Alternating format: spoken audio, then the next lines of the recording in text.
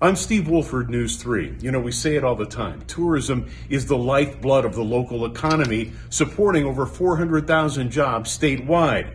So when we saw a slump in tourism earlier in the summer, we knew this was an issue we needed to follow very closely. Since then, I've filed dozens of reports taking a look at the impact the tourism slowdown has been having on locals and our economy. Here are some highlights. Have you heard the news? Tourism declining here in southern Nevada. It's the economic engine that drives Las Vegas and all of Nevada. Thank you so much for joining us live at 6. I'm Latoya Silman. And I'm Dana in for Jim tonight. Based on recent visitor numbers, some people are wondering if that economic engine has stopped firing on all cylinders. Yeah, tonight, News 3, Steve Wolford begins a week-long series of reports that we're calling Las Vegas Reality Check. It's going to bring you an in-depth look at what's going on and how it could impact each and every one of us. Steve joins us now live from downtown Las Vegas with this first installment. Steve? Well, that's right. There was a headline in Newsweek back on July 28th that said, quote, "Is Las Vegas in trouble?" The reason, obviously, our decline in tourism numbers, and it's not by just a little. Very concerned because it's slow. When I drive down the strip going to work in the morning, and I barely see visitors out there. Shalia Taylor is a housekeeper at Aria. When I'm clocking in the morning, I look, I'm like, wow, it's pretty empty in here. She's seen the slowdown. So when you start not to see a lot of people, you start to worry, you know, and this is the time I'm worried. And there's good reason to worry. The COVID restrictions across Nevada were lifted in June of 2021. In that year, we saw about 32 million visitors, up 69% over 2020. In each year since then, 2022, 23, and 2024, when we reached over 41.6 million, our visitor numbers have continued to grow. But through June of 2025, the visitor numbers have plunged by over 7% compared to the first 6 months of last year. But why? Culinary Union leader Ted Papageorge blames the White House, calling it a Trump slump triggered by hostile feelings overseas that are hurting international tourism, especially from Canada, and illegal immigration policies. So do you think that people who would ordinarily come here for the weekend right now are just a little uneasy about leaving California? Well, that's what we're hearing. And that's what we're hearing from certain companies that have reached out to us. Look, what the fear is that this riling up the economy, this idea of mass deportations, mass tariffs would bring on a slowdown. But economist Mike Pequane believes it's more than that. Well, we have economic uncertainty among the people that live in America, right? We have inflation that has caused people problems in the last few years. We have higher interest rates. We have things like that are causing people to wonder if they are going to be okay to spend money on recreation. Then we have international issues. We have international immigration and political issues that seems to have caused a decline in international visitors. Those numbers are equally concerning. According to the latest passenger totals from Harry Reid International Airport, 272,390 international passengers came through the gates in June. That's down a whopping 10% over May, 10% over June of last year, and 1.4% year to date, and a 4% drop in international and domestic passengers combined. The uncertainty felt all the way from the airport to the hotels. I'm worried. Like, what are we going into? What's going to happen? About it last night, and we thought it would be much busier. You know, judging from all the videos and movies, you know, Vegas is just crazy and there's party everywhere. And then we arrived here and it was like that city. So we were surprised. Is it just not busy in the airport? Is it the casino? Is it walking around? What's not busy? The strip and everything around the strip, I guess. There is none. There's no likelihood. It's too expensive. Everything, fees, everything is too expensive. Local Regina Knight has just summed up the odds of her taking a little staycation on the Strip, but she does remember the good old days. I used to come out here on vacation and prices was good, but I've been here for 2 years, so no, it's crazy now. But is that really the case? It all comes down to timing, your willingness to shop around, and some extremely deep analytics on the part of the big resorts. So let's start with the numbers. According to the LVCVA, the average room rate on the Strip in June was $174, $87 a night downtown. That's actually down slightly year over year downtown and almost 7% on the Strip. But how can that be if room rates seem to be skyrocketing? That's where it gets complicated. It's like a grease pole. It's just constantly moving around. Resort and gaming expert Alan Feldman with UNLV's International Gaming Institute says the average daily room rate is lower right now because there are still a lot of moderately priced hotels on the Strip. But the big resorts use experience and analytics to get the biggest bang for their buck. And the exact same room that is $500 one night is $200 the next. So those numbers move around a lot. So all of the hotels, not just the big ones, all of them are trying to manage that inventory as best they can. And he says they're only going to be more efficient at pricing with AI. AI is going to drive pricing decisions. Well, yeah, but in a sense it already is. It's been data analytics leading the way now for at least a decade, maybe more. And what AI is going to do is make it more precise and do it faster. But Feldman and local economist Mike Pequeen also see something else in play that will likely have a huge impact on room rates. What we have also seen, however, in the last several years is that the larger resorts in Las Vegas seem to be attempting to transition to a different type of market, to a more luxury, more expensive offering. So that's one of the big things you hear people talking about is that Las Vegas is more expensive. It's not a deal anymore. Now, what's absolutely true is at the very high end, where none of that existed years and years and years or decades ago, that feels really unusual. Who on earth ever heard of spending $600 or $700 a night for a hotel room in Las Vegas? That was ridiculous. Well, that was before there was Bellagio and Palazzo and Aria and others. I've been to Vegas like probably 20 times, and I definitely think this is the slowest I've seen in a long time. You can find close parking in the casinos. You can drive with no traffic. It's pretty smooth. And why do you think it's kind of slow? I mean, honestly, just right now, times are hard for a lot of people. It's just tourism is down everywhere, even in Florida. So I think it's just people saving money, getting ready for school. We're really close to that as well. We hear it all the time. Tourism is the economic engine that drives the local and state economy. That's why when that engine isn't firing on all 8 cylinders, everyone feels the pain, and some a lot more than others. So I have 3 things going on for my business. Jimmy Singh runs Las Vegas Souvenirs and Gifts, and the soft tourism numbers are rounding out his trifecta of financial terror.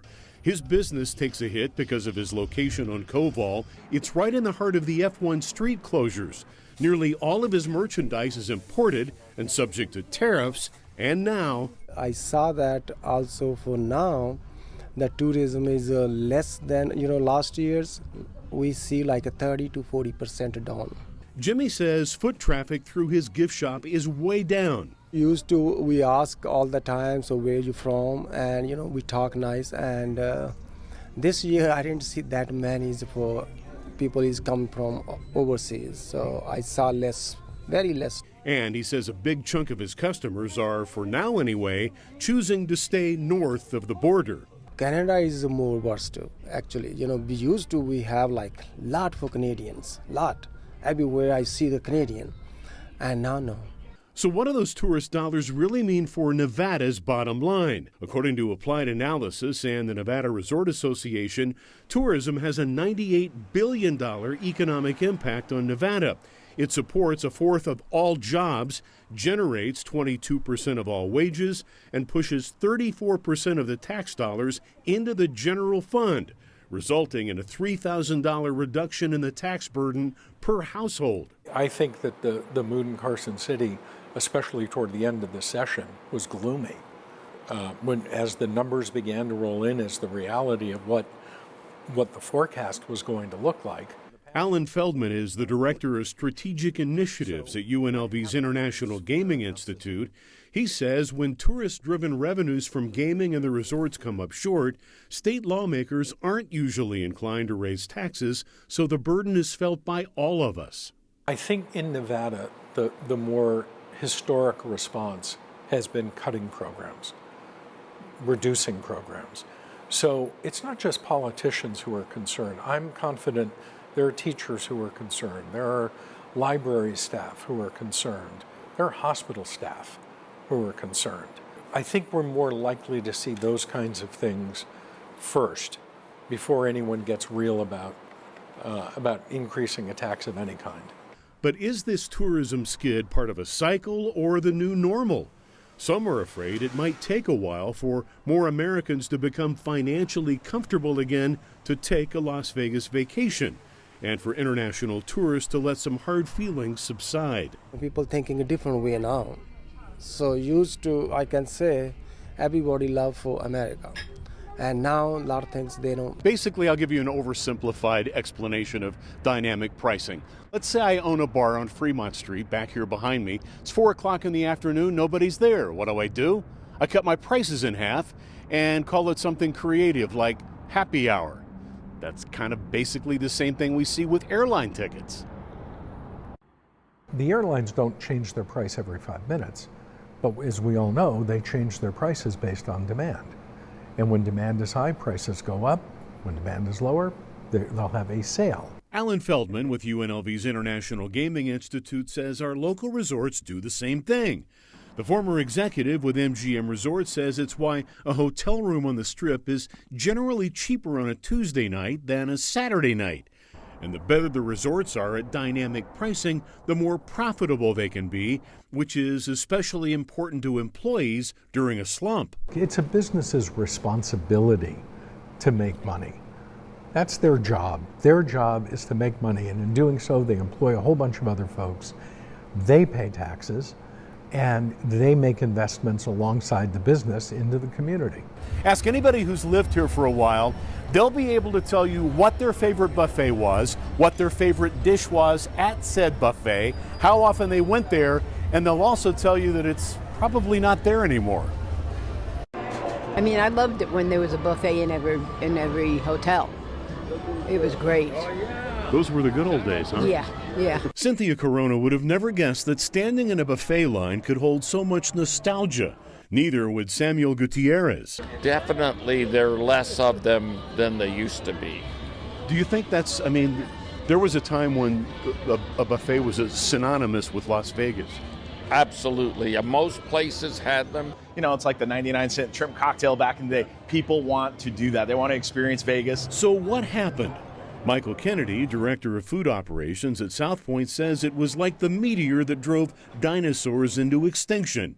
COVID. Yeah, I had 75 buffets before COVID, and as soon as COVID hit, talking to my friends and colleagues at other properties, they were excited to close their buffets. And how many have survived? There's 11 or 12 left in casinos, not including local buffets like Golden Corrals. We're the only one 7 days a week, breakfast, lunch, dinner, brunch on weekends. We run all meal periods like we did prior to COVID. South Point General Manager Ryan Growney says the decision not to reopen many of the buffets around town after COVID was financial. What is that mindset business-wise now, why they have phased them out for the most part? Accountants.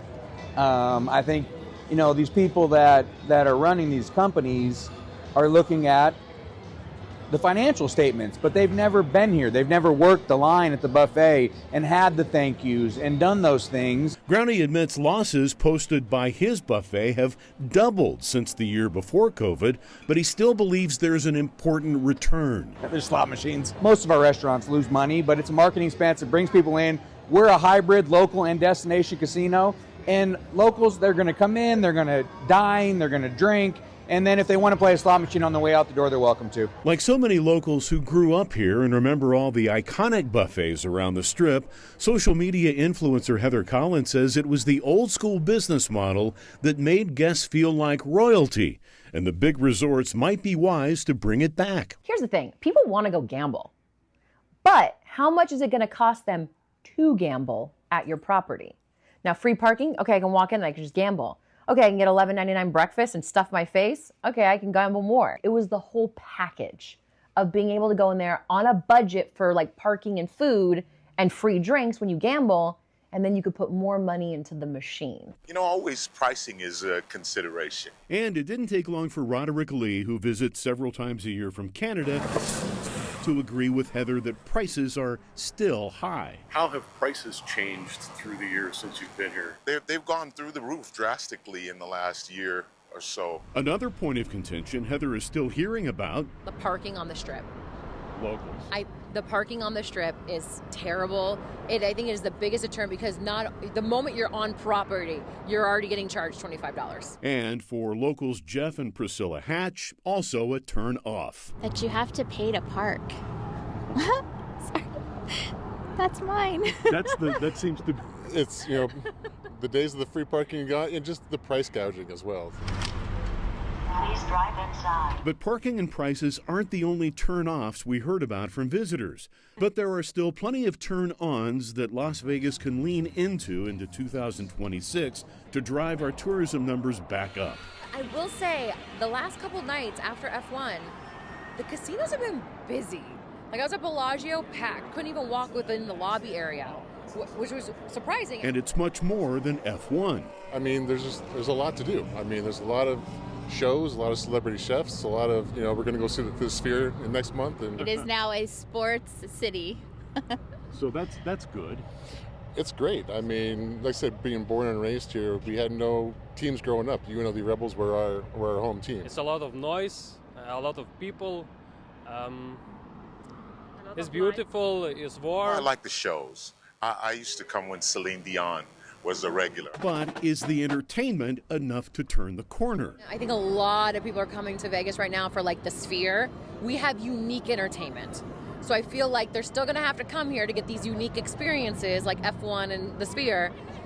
But is that enough to make them really want to come and spend thousands of dollars? Dana, basically, I admit I'm a nerd when it comes to stats. So what I thought I'd do is look at the historic tourism numbers put together by the LVCVA. They go all the way back to 1970, 55 years ago. Usually there's a correlation between something happening around the country or the world and what's happening with our tourism numbers. That's generally the case, but this time around, this slump right now looks like it's kind of an outlier. Well, historically, whenever Las Vegas sees a downturn, it relates to a general national economic downturn or a recession. Local economist Mike Pequeen says there have been a number of connections to tourism in Las Vegas and what's happening in the rest of the world. In the years coming out of the Jimmy Carter administration into Ronald Reagan's first term, 1980 through 82, we saw our visitor numbers dip from 11.9 to 11.6 million. Why? A significant recession. 1980 was a terrible time economically.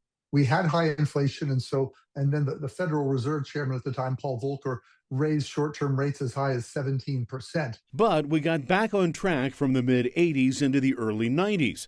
Between 92 and 94, our visitor numbers surged from 22 million to 28 million. Las Vegas was reinventing itself. We saw Luxor, Treasure Island, and MGM Grand all opened in 93. And they were interesting and they were new and they each had a fascinating theme about them. So not only did it add to the number of rooms available in Las Vegas by, 10 or 12,000 rooms, but it also really made people around America aware that Las Vegas was now a more interesting place than just casinos. In the late 90s into 2000, another surge, 30.6 million visitors to almost 36 million. We had New York, Bellagio, Mandalay Bay, the Venetian, Paris, and even Planet Hollywood all open. And that was an enormous amount of new capacity for the market to absorb.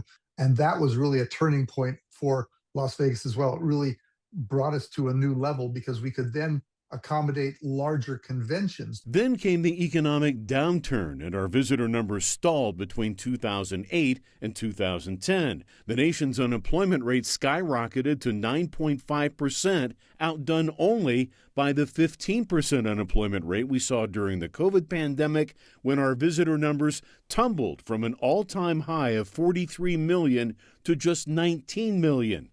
But there's also a silver lining. even though we haven't seen as many visitors coming to Las Vegas in the last few years as we did back in 2016, we've seen the revenues increase. And so that points to this really big transition that Las Vegas is going through, this transformation from a destination for lower or middle market visitors to one that's more middle market to higher affluent visitors. So where do things stand now?